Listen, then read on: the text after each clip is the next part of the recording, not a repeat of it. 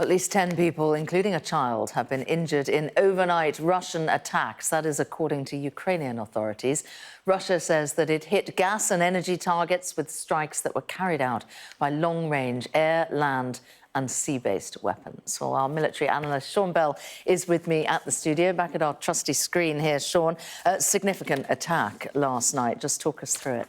Yeah, good afternoon, Sam. I mean, Ukraine described this as a massive wave of both missile and drone attacks last night across the country. 18 people, Ukrainians injured, including 4 kids, all the way across from Kharkiv up into the north, Ukraine's second largest city, where 8 people were injured. We've got some stills of that. And also in Odessa, they also got targeted. Energy infrastructure seemed to be the main target there, and this is the video footage from Odessa. Now, Ukraine claims that the Russian were targeting energy infrastructure and also some manufacturing production facilities. If you look at the energy, this is about the 17th time that Russia's attacked the gas energy infrastructure. It's pretty clear their strategy there. Why are they attacking the industrial base? It's because President Zelensky wanted to produce a million drones a year to help the frontline effort. And of course, therefore, if you stop the power and you target the facilities, it becomes a lot more difficult.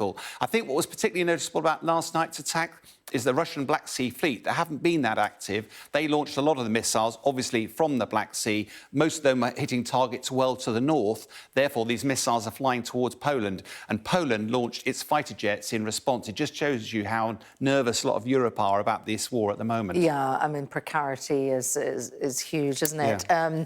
In terms of the geopolitics of this, Sean, President Zelensky has said that he is travelling to Saudi Arabia, these talks taking place there between the US and Ukraine. Realistically, what are his bargaining chips? Yeah, it's really interesting, this. I mean, this is the first step, and there's been a lot of optimism around these peace talks. I have to say, from a military perspective, I think a degree of caution is probably worked. The officials are meeting. They're not in a stalemate on the battlefield. Russia is still on the front foot, so it's very difficult to see why either of them is actually prepared to stop at the moment.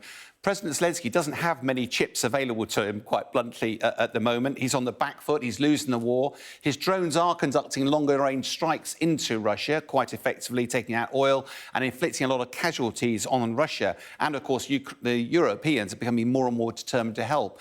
But if you look at it from President Putin's perspective, you know, he is on the front foot. He's winning. The downside, of course, is domestic economy, inflation is running riot. And if we look around the map, one of the things we have to try and work out is what is Russia's agenda, what's their aim.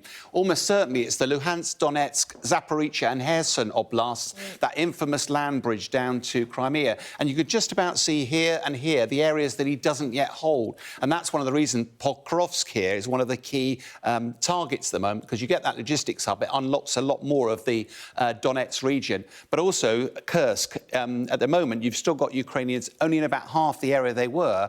But President Putin is not going to want to negotiate whilst he's still got some Ukrainians on his soil. So the end of the war might be closing a bit, but I think you know, we're somewhere away from actually bringing it to an end. Talk us through this new jet that Ukraine has been deploying.